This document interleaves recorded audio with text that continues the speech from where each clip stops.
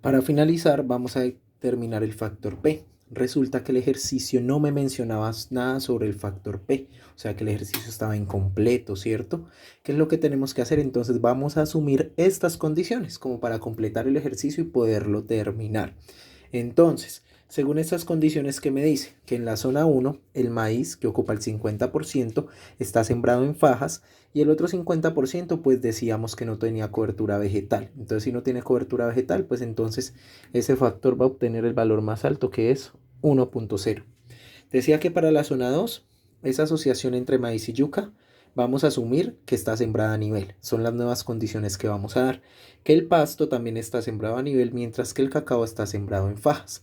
Y para la zona 3 vamos a asumir que el bosque denso fue sembrado a nivel y el 55% restante dijimos que no tenía ninguna cobertura. Y si no tiene ninguna cobertura, pues entonces no tiene ninguna práctica de conservación. O sea que va a obtener el valor más alto, que es 1.0. Listo, entonces con estas condiciones, ¿qué hacemos? Vamos a la tabla de la última diapositiva en la presentación de la clase, que habla sobre el factor P y me dice el porcentaje de las prácticas teniendo en cuenta la pendiente.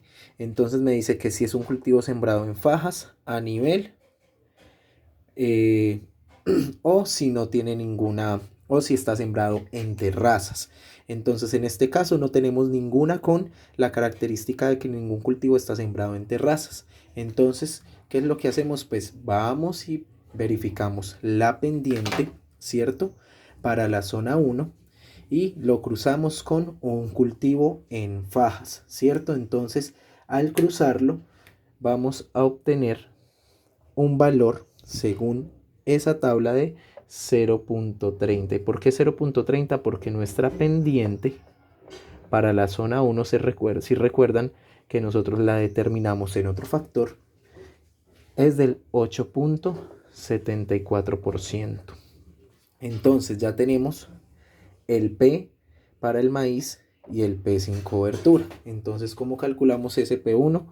Pues básicamente como están 50-50, ¿qué hacemos? Pues un promedio entre los dos. Y eso nos va a dar un valor de 0.65. Ahora, para la zona 2, ¿qué nos hizo falta en la zona 2? La pendiente. La pendiente igual ya la determinamos, ¿cierto? Y sabemos que la pendiente de esa zona es de 3.49%. Entonces, al cruzar esa pendiente con el cultivo a nivel, vamos a obtener que cualquier cultivo a nivel en esa pendiente va a ser un factor de 0.5. Mientras que si tengo un cultivo en fajas, como es el ejemplo del cacao, con esa pendiente vamos a obtener un valor de 0.25. ¿Qué es lo que hacemos?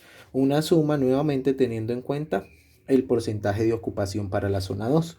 Entonces tengo que el P2 sería igual a 0.5, que es el factor del cultivo a nivel de la asociación entre maíz y yuca, por su ocupación, que es de 0.2, más 0.5, que nuevamente es el factor del cultivo a nivel de los pastos, por su ocupación, que es de 0.35, más 0.25, que es el cultivo en fajas, por su ocupación, que es de 0.45, ¿cierto? Para obtener un P2 de 0.388. Entonces ya tengo P1 y ya tengo P2. ¿Qué me hace falta? El P3. Entonces, si verificamos la pendiente de la zona 3, recuerdan que ya la habíamos calculado. Esa pendiente nos dio un valor de 6.11%. Entonces, al cruzar la pendiente de 6.11% con un cultivo a nivel, que es el bosque denso, tendríamos un factor de 0.5.